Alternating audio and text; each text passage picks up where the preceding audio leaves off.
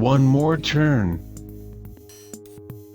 Episode 108, 10 Short Steps.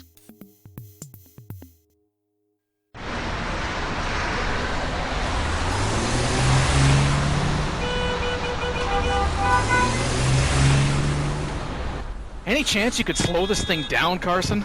This thing is my car.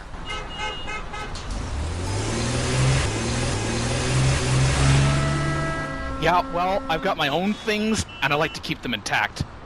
Which means keeping this thing intact?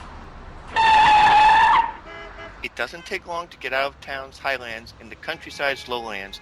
We're here already. This is a little farther out of town than the office. My office.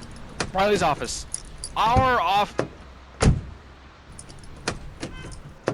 Just when I got that unwanted muscle twitching to stop! Don't go in there angry. Okay, well, don't stay in there angry.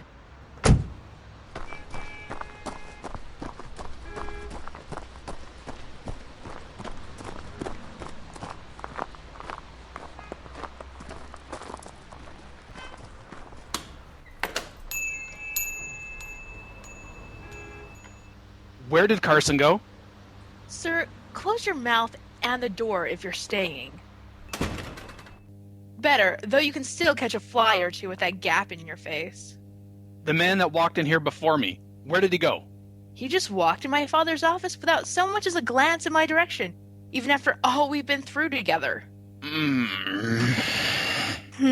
might want to get that checked out by a proctologist.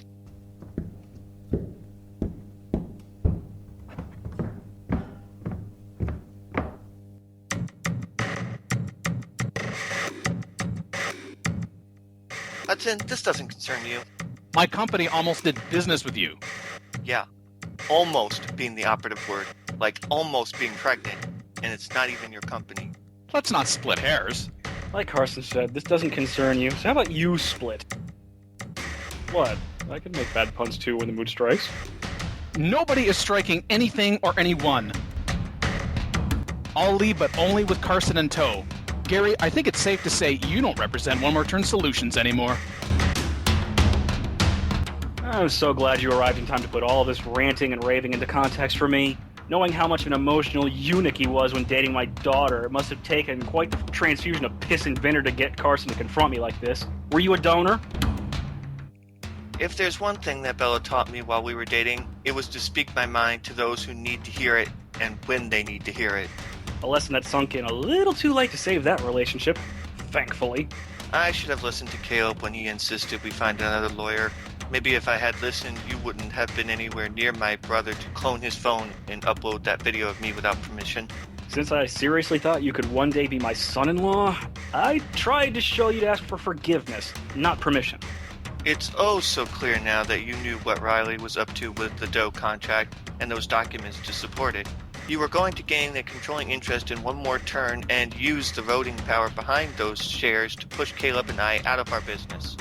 I shouldn't have had to teach you, the hard way no less, that you keep your friends close and your enemies closer. Oh, Daddy, I'm not a delicate flower you need to protect from the windy bluster of life. Give credit where credit is due.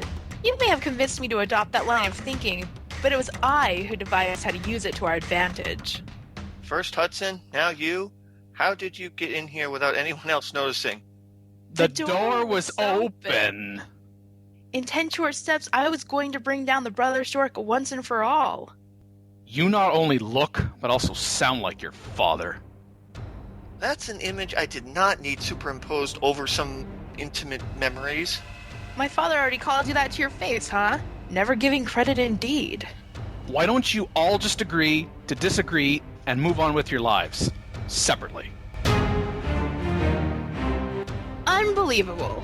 My father had you pegged, I'll give him that. Now you're SOL for that bonus you turned into father diplomat? You bet! You'll wake up in traction if you finish that sentence, mister. I'm missing something here. There you are, bro. Riley spotted you and Hudson driving by their office at a clip. She told me all about Gary's connection to the Doe contract shenanigans that have been unraveling of late. After that, I took a notion that you'd be here facing Gary alone. I see I was almost right about that. Hudson, why are you here at Gary's office? I'm the one he dealt with trying to convince us to award the dough contract to One More Turn Solutions. To paraphrase Daniel Powder, you're the one my father's dealt with lately. I'm missing something here too. Gary referred you to Carson and Caleb, Riley, but it was Hudson that referred us to you. You're a struggling but established tech blogger, and they're an emerging but juvenile tech consulting company. In more ways than one that my father and I already knew about.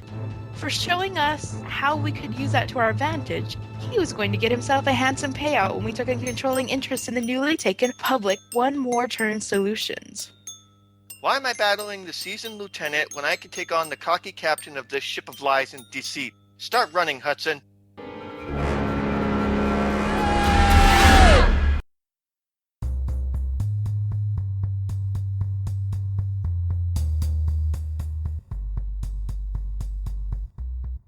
One More Turn.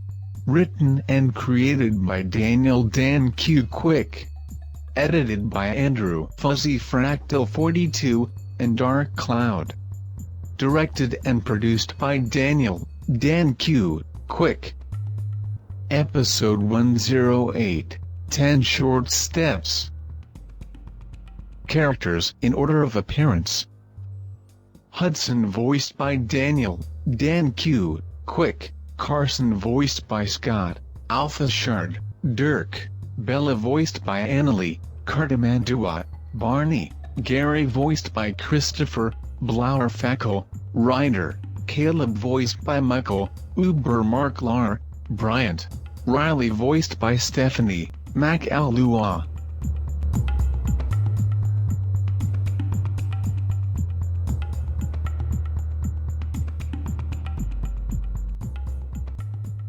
Sounds courtesy freesound.org. Music by Kevin MacLeod. Visit the official One More Turn website at onemoreturn.net. Copyright Civilized Communication at civcom.net.